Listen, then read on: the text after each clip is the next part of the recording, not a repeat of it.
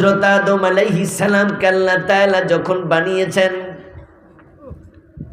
আদম আলাইহিস সালামকে আল্লাহ তাআলা বললেন, আদম তোমার হাত মুষ্টিবদ্ধ, তুমি ডান হাতটা খোলো। আদমের হাত ছিল এরকম মুষ্টিবদ্ধ, উনি ডান হাত খুললেন।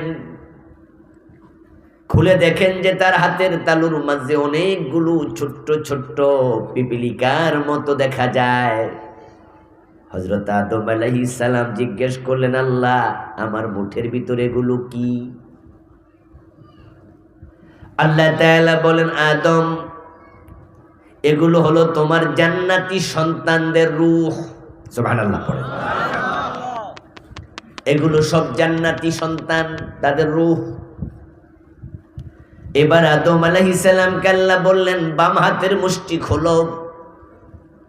উনি বাম হাতের মুষ্টি খুললেন। খুলে দেখেন এখানেও কালো কালো ছোট ছোট অসংখ্য পিপিলিকার মতো। আদম বলেন, ও প্রভু এগুলো কি? আল্লাহ তাআলা বলে, এগুলো হলো তোমার জাহান্নামী সন্তানদের রূহ। বলেন নাউজুবিল্লাহ। তাহলে বোঝা গেল দুনিয়াতে আমরা আসার আগেই আমরা দুদলে বিভক্ত হয়ে ছিলাম। এই হাতের মুষ্টিতে জান্নাতীরা, এই হাতের মুষ্টিতে ছিল জাহান্নামীরা। কারা জান্নাতি কারা জাহান্নামী আল্লাহ এগুলো আগেই জানে। যদিও বিচারের পরে জান্নাতি হবেন, কিন্তু আমরা কে কোন আমল করব করার আগে আল্লাহ জানে কিনা, নাকি করার পরে জানবে? মানুষ যখন মায়ের পেটে ছিল তখন 4টা জিনিস লেখা হয়েছে। বলছিলাম মায়ের পেটে সন্তান থাকতে আল্লাহ 4টা জিনিস লিখাইছে। মানুষ প্রথম 40 দিন ছিল নুতফা, পানি বীর্য আকারে মায়ের পেটে। দ্বিতীয় 40 দিন আলাকা, রক্তপিণ্ড। তৃতীয় 40 দিন হলো মানুষ মুদগা, মাংসপিণ্ড।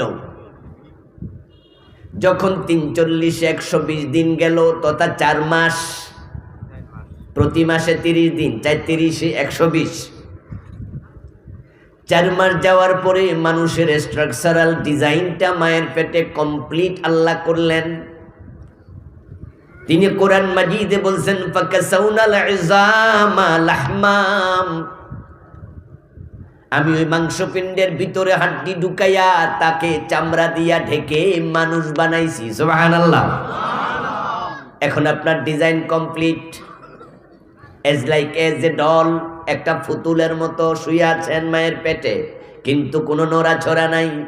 কারণ তখন রুহের জগৎ থেকে আপনার দেহে রূহ আসে নাই। নবীজি সাল্লাল্লাহু আলাইহি ওয়াসাল্লাম বলেন, তখন আল্লাহ তাআলা একজন ফেরেশতাকে বলছেন, ও ফেরেশতা যাও ওই বিলবরুল্লাহ গ্রামে অমুক বাড়িতে আমার অমুক বান্দির পেটে আমি একটা সন্তান বানাইছি। তার পেটে সন্তানটার মাথার পাশে গিয়ে বসো। তখন ওই ফেরেশতা এসে আমার আপনার মায়ের পেটে ঢুকে মাথার পাশে বসেছে। আল্লাহ এবার বলছেন 4টা জিনিস লিখো।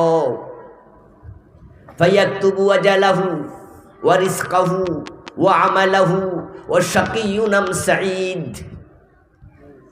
নবীজি সাল্লাল্লাহু আলাইহি ওয়াসাল্লাম বলেন, সে কতদিন বাঁচবে, কোথায় মরবে, তার হায়াত 1 নম্বরে ফাইনাল করেছে। আমরা দুনিয়াতে কয়টা নিঃশ্বাস নেব এটা পর্যন্ত ফাইনাল হয়েছে। আল-আনফাস আল-মাদুদা, নিঃশ্বাসগুলো গনা গনা। আপনি একটা বেশি নিঃশ্বাস নেবেন এই সুযোগ আপনাকে দেয়া হবে না। অক্সিজেনের বোতল অক্সিজেন থাকে, মাস্ক নাকে পরানো আছে, এর মাঝে মরে গেছে। অক্সিজেন তো আছে, মরল কেন? কজ অক্সিজেন নেওয়ার সুযোগ আর নাই। আমরা যে মরে যাই, মরে গেলাম কেন? দুনিয়া কি বাতাসের অভাব আছে? তো বাতাস ভিতরে ঢুকলো না কেন?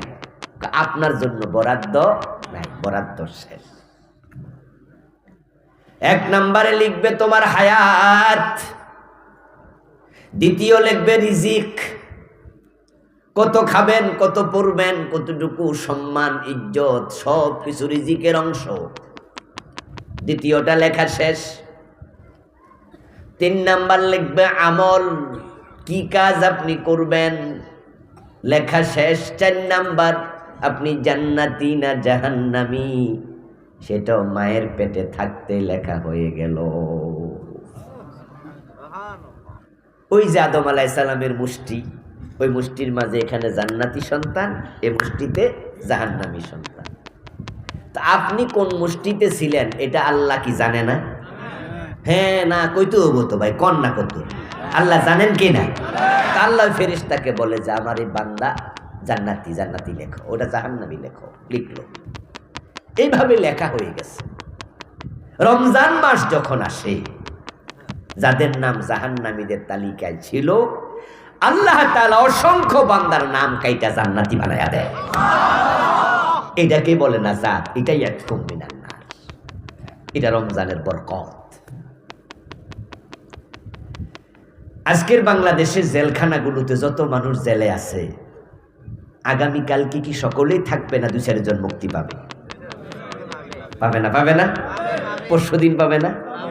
এটা দুনিয়ার নিয়ম, সবাই জেলে থাকবে না, মুক্তি পাবে।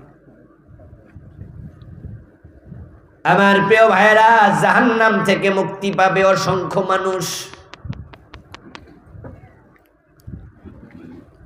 এখন প্রশ্ন হতে পারে তাকদীর যে লিখছে তো সেটার কি হবে? উত্তর হলো তাকদীর লেখাইছেন যিনি, পরিবর্তন করার ক্ষমতা তার আছে না নাই? ইনদাহু উম্মুল কিতাব, ইনদাহু উম্মুল কিতাব, কোরআনের আয়াত। ইউসবিতু মা ইয়াশা, ইয়ামহুল্লাহু মা ইয়াশা ওয়া ইউসবিত, ইয়ামহুল্লাহু মা ইয়াশা ওয়া ইউসবিত, ইনদাহু উম্মুল কিতাব। আল্লাহ নিজে কোরআনে কয়, আল্লাহ যা চায় তা তিনি মুছে দেন। লিখছেন তিনি, মুছান তিনি। ওয়া ইউসবিতু, আর যিনি চান আপনি 100 বার দোয়া করেও লাভ নাই, তিনি বলে আমি মুছবো না, এটাই ফাইনাল। এই ক্ষমতা তার আছে। এই জন্য তাকদীর 2 রকম।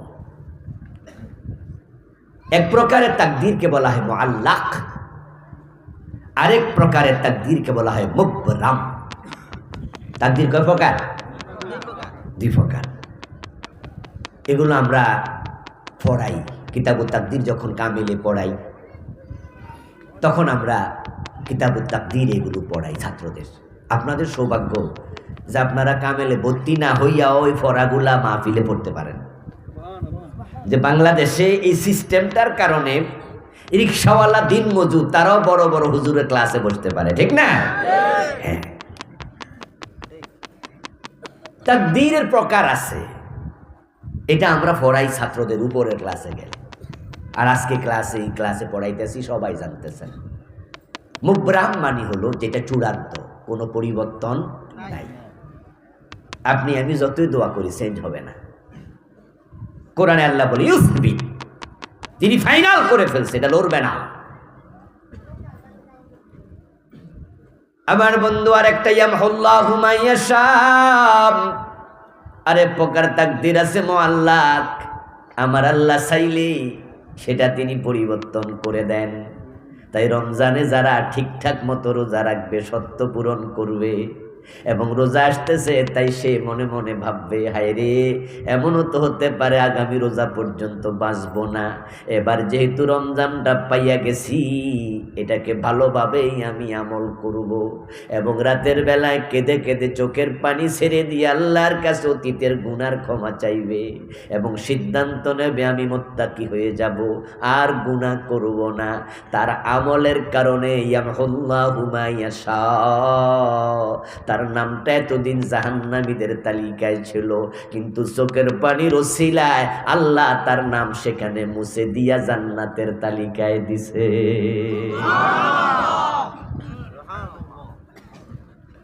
আমাদের দেশে একটা হাদিস খুব বিখ্যাত হয়েছে, যে হাদিসটা জয়ীফ।